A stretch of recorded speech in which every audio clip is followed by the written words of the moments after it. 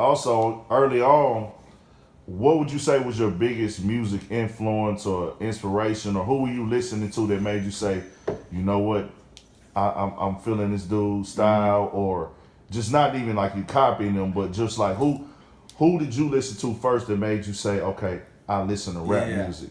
So I've been listening to rap music for a long time. I was listening to like Tupac and Biggie back in the day. My mom would play that shit. But when I first when I was actually becoming an adult and like really getting into music, I listened to, it was when J.Cole was coming up and he dropped the warm up. That mixtape was in my CD player for like a year straight, and I would listen to it every single day on the way to work, on the way to school, etc. That was really big. When I was coming up, I remember the first time when I got my first car. It was a shitty ass Oldsmobile Cutlass Supreme 93. The front doors didn't open from the outside, so I had to crawl in the back. Yeah, I've been there before. We were rolling. I've been there before. I've been there.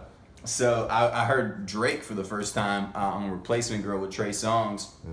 And I remember I was in my car and I was like, I don't know who the fuck this is, but this is a dope ass song. And I really like the vibe. So Drake has been a big influence. That's one of the first people that really got me into that kind of like vibey hip hop rap, that I really like that style. Other than J. Cole and Drake, man, there's so many people that I fucked with since I first started. I could name them for like 5 hours and we could go on, but those two are two of the first really big ones. I listened to Ludacris a lot when I was younger. Pretty Ricky. Everybody from all the 90s babies know about Pretty Ricky, man. That's that freaky music. Yeah. A lot of people, dude. A lot of people, but those are a few of the main ones. The influences. Yeah. Lupe back in the day when he was first coming up. Yeah. That's what's up, man. Like, cause I think like being in Houston, you know, Green Bay, and not to shit on your city or nothing, you know, Green Bay just don't have a lot of credit in the rap game. A lot of people, all they know about Green Bay is the Packers and snow. Bro, that's not shitting on the city. That's just real facts, because a lot of people don't know about Green Bay, and that's I'm trying to bring light to that city. Like, we got a fucking lot of talent in Wisconsin, man. We got a ton of talent in that area, especially just Green Bay itself, and we're kind of the first ones that are bringing it out to the world. That's one of the reasons why I had to get out of there, because I didn't have an avenue to bring it up in that city. So I did as much as I could, and then I was like, let's move it to a bigger market. So, you know, that's how I made it here. Yeah, so really it's kind of like you and the guy that people you connect with, y'all could really be that face for Green Bay, man, and make it a market, and make it to where, let me ask you this, does anybody come to a concert in Green Bay? Yeah, actually, that's a good one.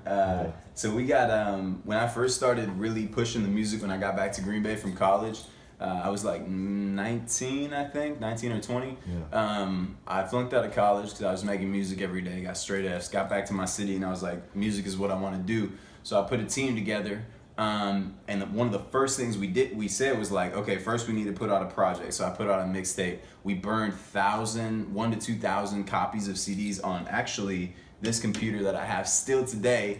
We burned them on there by ourselves, wrote all the songs on it, handed it out to all the high schools after school, and just pushed it in the city. I got a pretty good following from that, and then from there we put on a show. So we had a graphic designer design tickets, we put a whole set list together, hired a DJ, we literally threw this show in a backyard in the suburbs. So we took the railings off of a patio deck, and we fenced off like the trees in the back and turned that bitch into a concert venue. And we sold out the tickets. Like, it was like 100 or 120 people came out. And I had the Wisco Kids open for me. I did the main event, and then it was fucking lit, dude. The cops actually shut it down because we had 37 or 38 noise complaints, because it was like a Saturday afternoon and we were out there like rapping and there were families out, but the cops let us finish, and it was they came out. The fans come out and show love in Green Bay. So basically, y'all was on some Project X shit. Pretty much, yeah. Y'all was on Pretty some much. It was some crazy, super man. bad Project X shit. That's actually on YouTube. It's called "Put On for the City." Okay. A.Rotz featuring the Wisco Kids. If you guys want to look it up, there's like a clip video behind the scenes of that. It's pretty dope. Okay. Yeah. That's what's up, man.